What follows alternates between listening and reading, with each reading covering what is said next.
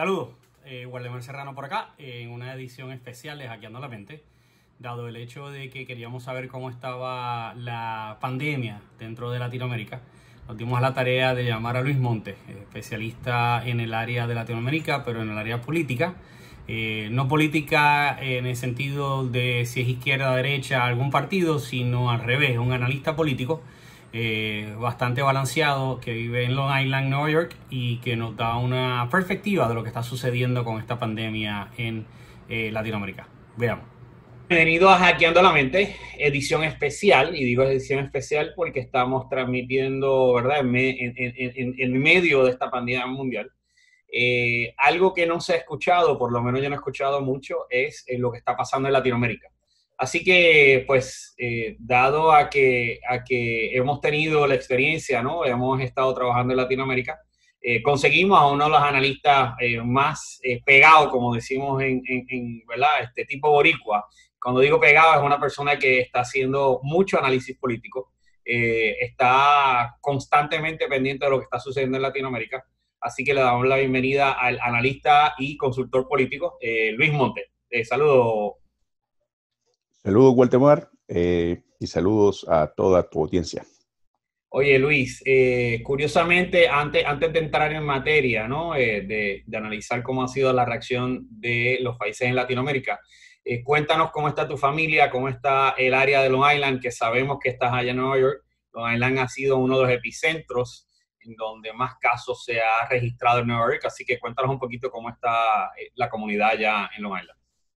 Bueno, gracias a Dios la familia todos bien, ¿verdad? Por el momento nos ha tocado resguardarnos, ya creo que ya pues, perdí la cuenta, 6, 7 semanas que vamos, ha sido 7 semanas cortas, ¿verdad?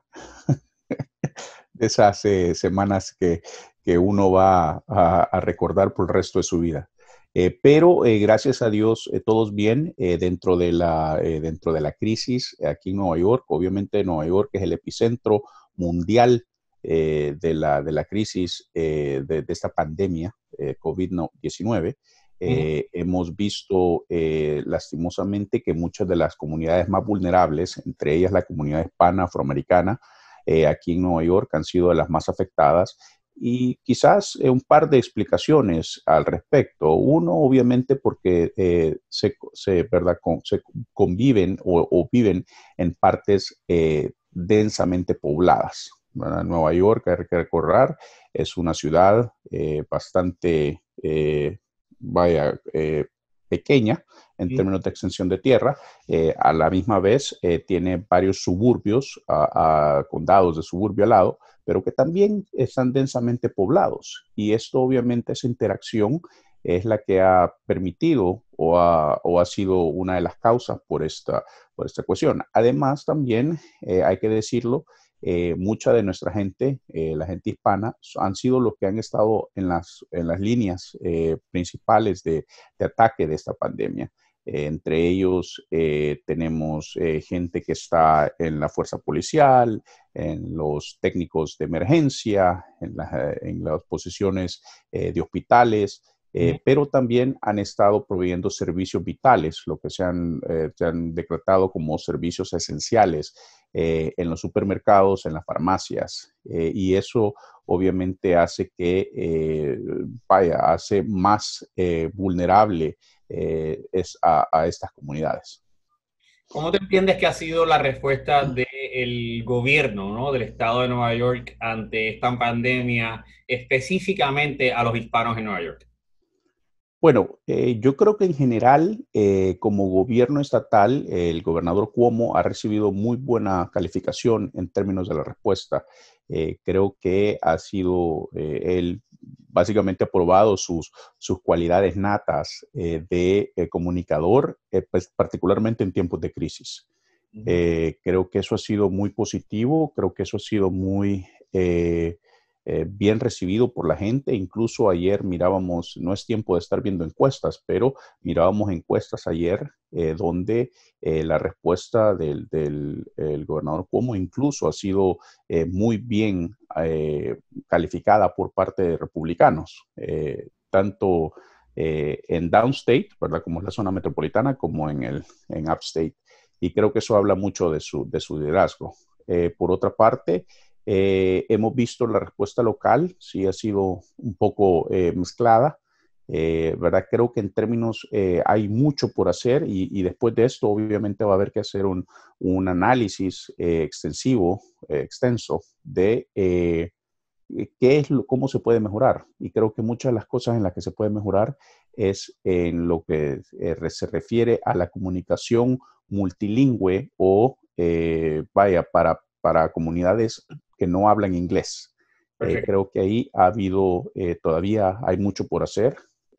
Creo que a pesar de los avances que se han hecho, creo que es todavía parte, ¿verdad?, necesaria. Y también, pero hay que también ver hacia adentro, ¿verdad? Hay que hacer una introspección y hay que también ver, hay que pedirle también a los hispanos, primero, que se traten de informar más, ¿verdad? Que traten de consumir más información, más noticias. Y segundo, que hay que ser un poco menos apático, ¿verdad? Yo creo que ahora esa cuestión que hemos visto de la participación, por ejemplo, cívica ciudadana en términos de elecciones y todo eso, lo estamos viendo ahora aquí en eso también en términos de respuesta. Creo que eso es claro de que la falta de canales, y ahora hay que hablarlo, la comunicación es de dos vías, ¿verdad? Tanto el gobierno y están las entidades, ¿verdad? Que son sin fines no gubernamentales, exactamente. Los líderes, ¿no? Comunitarios. ¿Cómo ha sido esa comunicación entre los líderes hispanos? Y entiéndase, líderes hispanos, estamos hablando de iglesias, templos, estamos hablando, ¿verdad?, del líder que es el portavoz de esas comunidades. ¿Sabes? ¿Cómo ha estado ese enlace entre los hispanos y los gobiernos locales y estatales? Yo creo que hasta cierto punto ha sido positivo, ha habido interacción, ¿verdad? Lastimosamente, muchas de esas organizaciones sin fines de lucro, como cualquier otra entidad en este tipo de pandemia, ha tenido problemas para poder responder a esto. Y esto hay que recordarlo. La gente que está trabajando ahí son también humanos. Ellos necesitan resguardarse, ellos necesitan hacer, y aún así muchos de ellos han arriesgado. Exactamente, muchos de ellos han arriesgado. ¿Verdad? No obstante, creo que donde hay una desconexión es en términos de, por ejemplo, algo tan vital como, por ejemplo, es la comida, ¿verdad?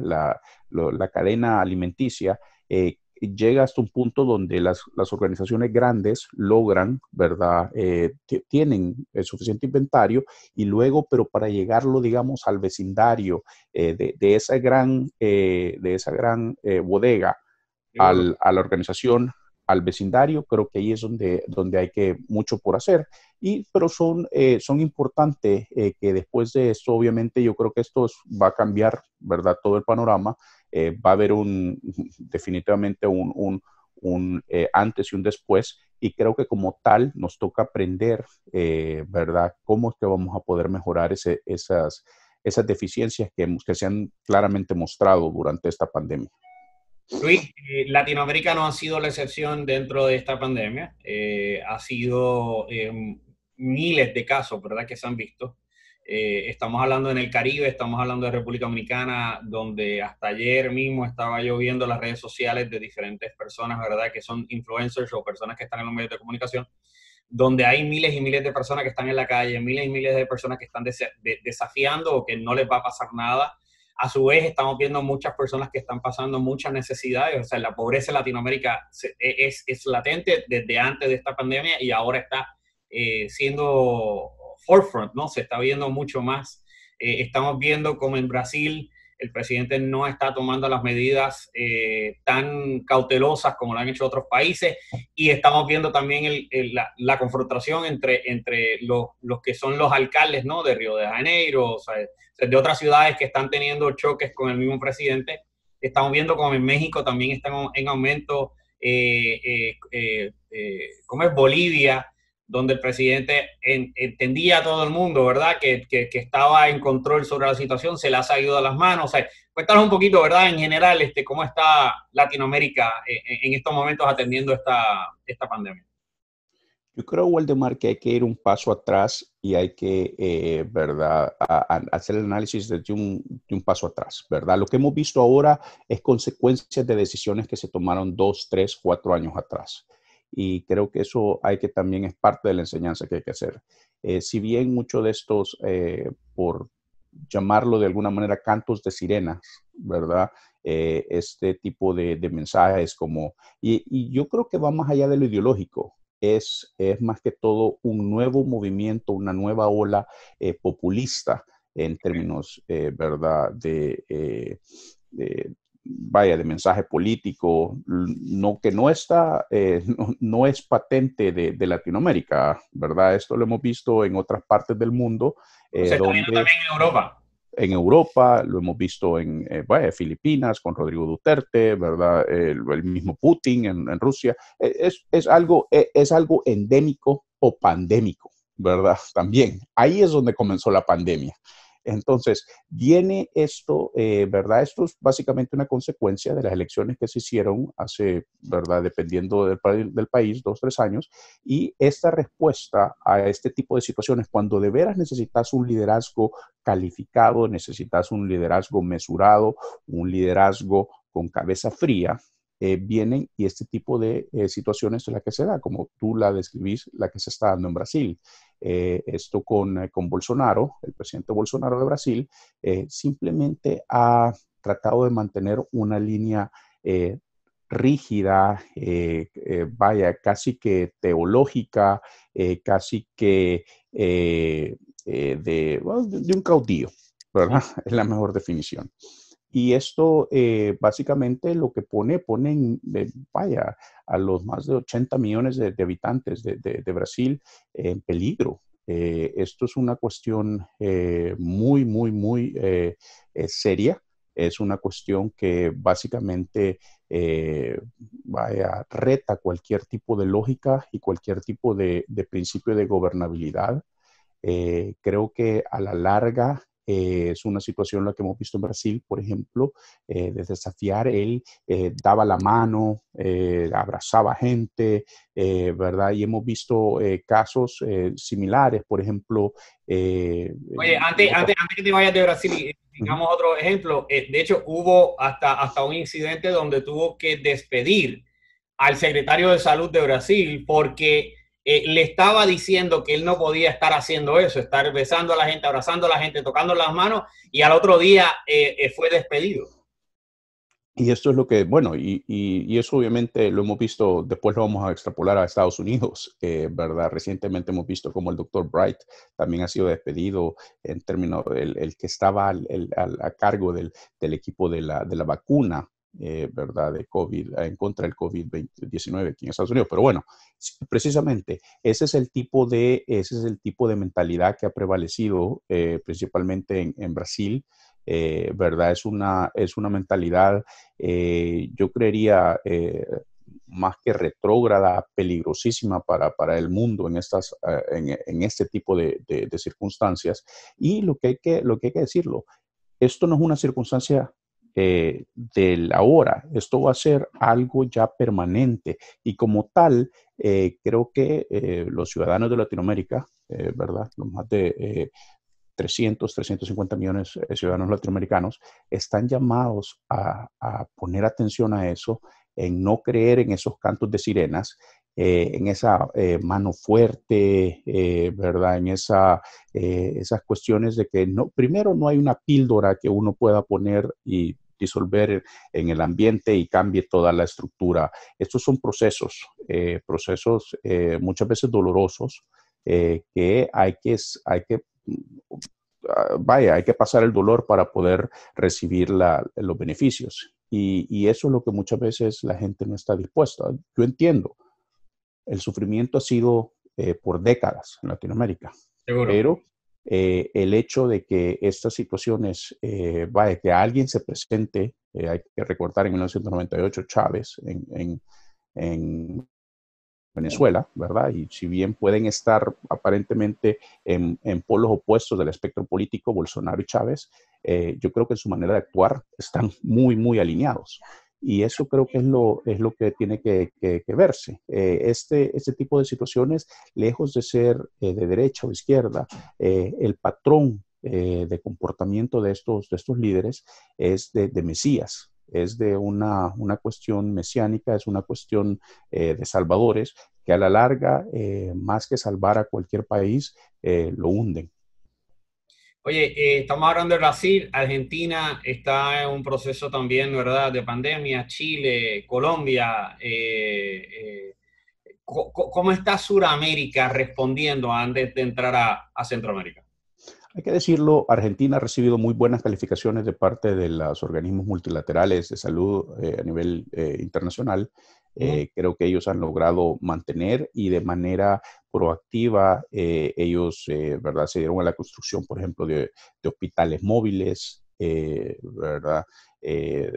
Diferente el caso de Ecuador, ¿verdad? Donde particularmente en la zona de Guayaquil, ahí la crisis básicamente es lo que denominan como la Wuhan latinoamericana, ¿verdad? Ese es el epicentro donde hemos visto, imágenes tan fuertes como personas muriendo en las casas, gente que saca los cuerpos de gente fallecida a tirarlos en la acera, ¿verdad?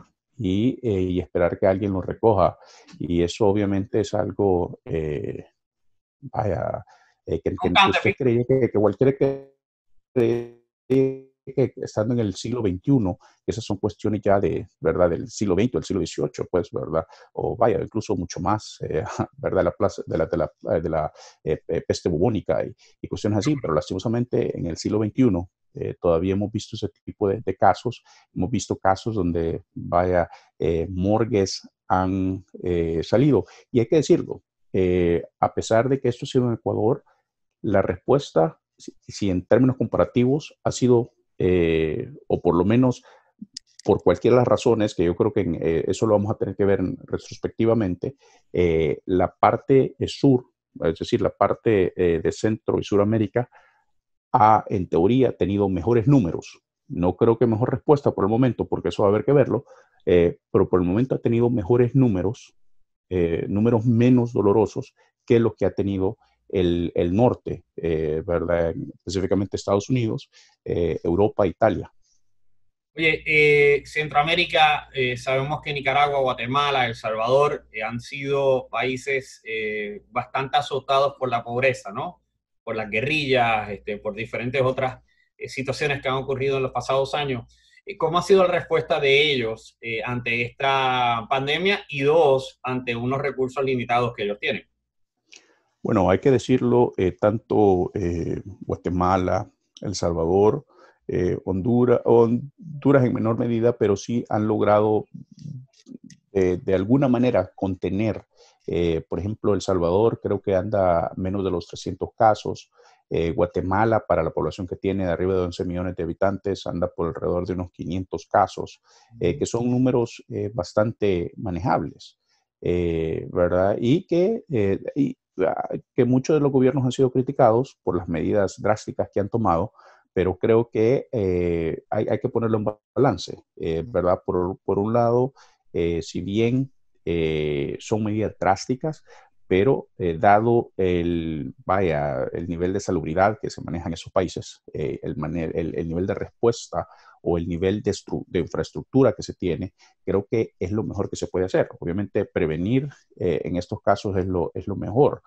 Ya en caso de respuesta, creo que eso sí ya es muy tarde en muchos de estos países cuando se tiene que responder porque primero no se tienen los recursos, no se tienen la infraestructura necesaria, por ejemplo, como los cuartos de cuidados intensivos necesarios para poder responder a esto, déjese los materiales, ¿verdad? Comenzando con los ventiladores y todas las cuestiones de PPE, los equipos de protección personal. Entonces, la medida creo que por el momento ha funcionado, llevan ya más de un mes en ese tipo de medidas y creo que por el momento haber contenido esos números a los niveles bajos que los han contenido creo que es importante. Ahora, en esto lo que sea, diferente del caso de Nicaragua, ¿verdad? Nicaragua hemos oído muchos, obviamente es un gobierno bastante insular, es un gobierno bastante, vimos de que, por ejemplo, Ortega desapareció como 3, 4 semanas sin dar ninguna declaración,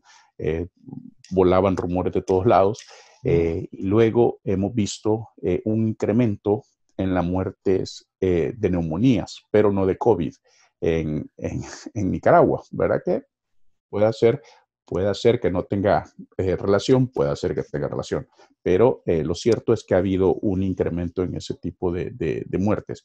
Ahora, lo importante y creo que el reto que tienen particularmente esas economías va a ser la respuesta o la reapertura de estas economías, ¿verdad? Porque van a lograr sostenerse. Estados Unidos se puede dar, no creo que es el lujo, pero por lo menos puede, por las condiciones que tiene, flotar un montón de deuda para poder dar por ejemplo, ya vamos cerca de 800 billones de dólares, 800 mil millones de dólares en paquete de ayudas, ¿verdad? En las dos etapas más lo que viene. Esto es algo que... ¿Fondo Monetario Internacional o...? Eso es deuda de Estados Unidos, Ya. ¿verdad? Que ellos básicamente flotan, ¿verdad? Y ellos generan ese tipo de paquetes de asistencia para negocios, para hospitales. Ahorita se está discutiendo ya un tercero en el que se va a incluir a gobiernos locales, gobiernos estatales, ¿verdad? Y ese tipo de cuestiones. Ahora, ¿Cómo ha el sido? más... Ajá, disculpa. El margen de maniobra que tiene Estados Unidos obviamente no lo puede tener Guatemala, no lo puede tener Honduras. El Salvador particularmente ya tiene niveles de deuda bastante altos en el que incurrir en una deuda, ¿verdad?, extra como la que se está incurriendo al corto o mediano plazo puede llevar a problemas tales como Grecia, ¿verdad? Particularmente el caso de El Salvador es mucho más difícil porque ellos no manejan su política monetaria localmente, sino que es una economía dolarizada. Ya estamos subiendo. Cuéntanos sobre México. Sabemos que hay unas áreas en donde está creciendo bastante rápido y hay otras áreas donde están tratando de controlarla. ¿Cómo ha sido esa respuesta de México antes de pandemia? Bueno, a mí me sorprendió al inicio de la pandemia esa posición desafiante que tomó Andrés Manuel López Obrador, ¿verdad? El presidente de México. Se le vio, por ejemplo, hacer eventos, andaba abrazando niños, nuevamente una posición, si bien vienen en teoría de espectro, de partes de polos opuestos en el espectro político, una similitud con la respuesta de Bolsonaro, por ejemplo, en términos del trato de la pandemia. Esta fue, ellos básicamente trataron de negarla. Se decía que era obviamente por razones económicas. Ellos trataron de empujar el cierre, o México ha tratado de empujar el cierre de las economías al máximo, ¿verdad? Porque eso obviamente va a tener un efecto duro en las encuestas, en su nivel de popularidad, cuando la gente comienza a poner atención a esto, ¿verdad? Por el momento la preocupación es sobrevivir, pero ya cuando pasemos de sobrevivir a vivir nuevamente, si es que vamos a llegar a eso, entonces creo que ahí puede ser el problema. Ahora, lo de México, esperemos, ¿verdad? Porque eso obviamente es un país bastante populoso, ¿verdad? Es un país con más de 110 millones de habitantes, vaya, por el nivel de densidad en la parte de CDMX, creo que puede ser bastante peligroso, un brote bastante difícil de este virus y sería bastante catastrófico, pues, en términos quizás, vaya, peores que los de Nueva York. Las economías de Latinoamérica y el Caribe en general dependen de dos factores, ¿no? De los tratados de libre comercio que se han hecho en los pasados 20, 30 años, y al igual que también dependen del turismo. el turismo de Latinoamérica viene, ¿verdad?, de tres áreas principales: China, el área oriente, Europa y Estados Unidos. Ambas han estado azotadas grandemente por la pandemia. Los tratados de libre comercio, al tener que cerrar o Estados Unidos, ¿verdad?, cerrar fronteras para evitar que se siga propagando, va a tener un efecto económico brutal, ¿no? En las economías. ¿Qué tú vislumbras que va a suceder no en este año, sino en los próximos 5 o 10 años? Porque sabemos que puede haber una segunda ola de esto, y si viene para finales de este año, obviamente va a atacar mucho más duro que esta primera vez. Así que ¿cómo nos puedes dar un análisis, verdad, del impacto económico sobre esta pandemia en Latinoamérica? Bueno, creo que por lo menos las economías tanto de México, de Centroamérica y algunas del Caribe sí están directamente relacionadas a la economía de Estados Unidos. Creo que Sudamérica es un poco diferente, ¿verdad? Tienen más diversificado su portafolio, aunque no obstante Estados Unidos sigue siendo un socio importante en las economías de Sudamérica. Creo que el problema aquí en Estados Unidos, ¿verdad? Que va a afectar a las economías de Centroamérica, México, va a ser el problema de la demanda. Hemos visto, por ejemplo, cómo muchos de los gobiernos locales que dependen aquí en Estados Unidos en lo que se conoce como el IVA o el sales tax, ¿verdad? Que el impuesto sobre las compras, han ¿verdad?, sufrido grandes, declinaciones, ¿verdad?, grandes pérdidas en términos de recaudación. Y eso obviamente es un indicativo, es un indicador de que la demanda básicamente se ha suprimido en Estados Unidos, que a la larga lleva, en efecto, hay que recordar, muchos de estos países venden productos que son consumidos, ¿verdad?, por Estados Unidos, y eso simplemente, ¿verdad?, genera, un gran problema para las economías que dependen predominantemente de sus exportaciones a Estados Unidos.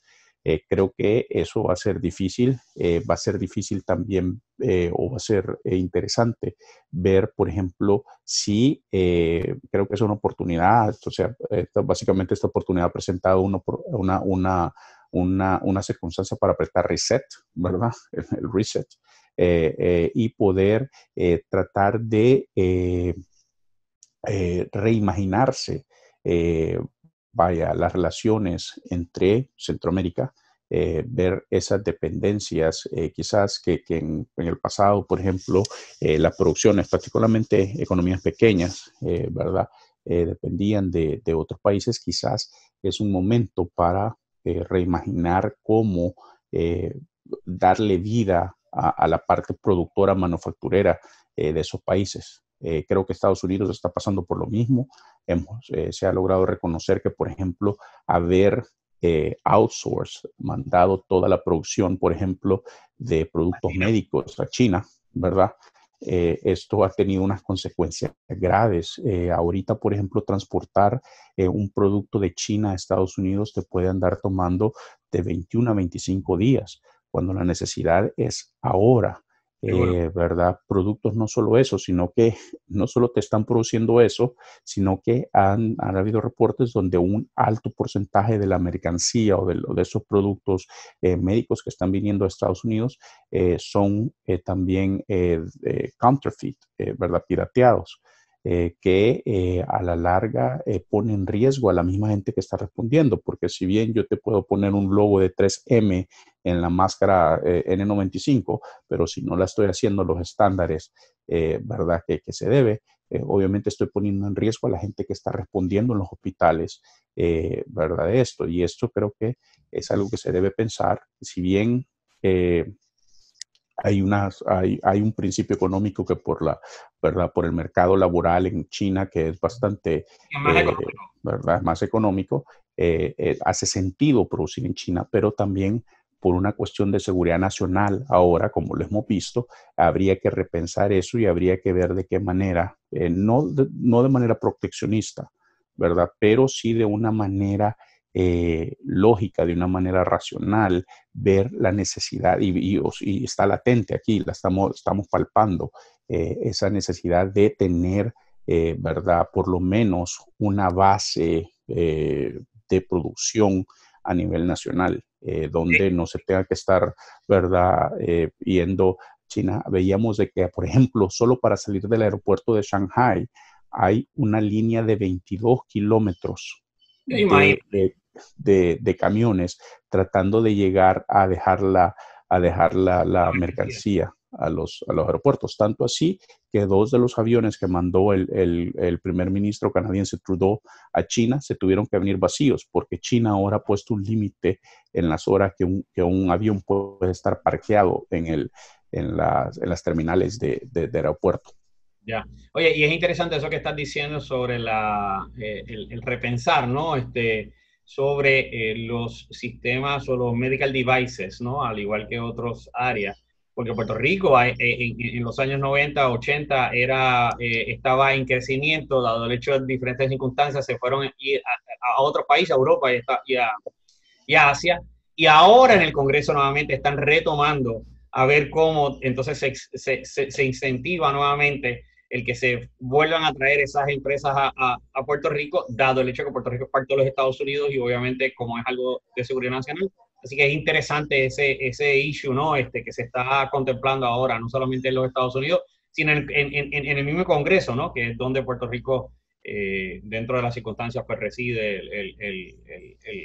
la última voz, ¿no? En ese Mira, sentido. algo tan sencillo para Puerto Rico como, por ejemplo, la importación de insumos, ¿verdad? Ese famoso tratado que está en vigencia aún, donde, vaya, no puedes enviar productos directamente de un país extranjero. Muchas veces vienen de países del sur de Puerto Rico, exactamente, y tienen que llegar a un puerto, ya sea Miami o cualquier puerto, ¿verdad? O Texas. En New Jersey y Jacksonville, que son los principales dos puertos de Y Puerto luego, Rico, entonces que lleguen entonces a Puerto Rico después.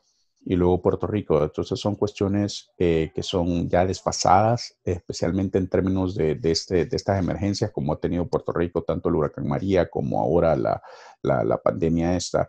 Creo que son cuestiones que se tienen que repensar, se tiene que poner a un lado la ideología, vaya, quizás no entrar en temas más, pero esa mentalidad ¿verdad? De colonia, ¿verdad? Luis, no por último, porque continuaremos dialogando, pero ¿qué vislumbras,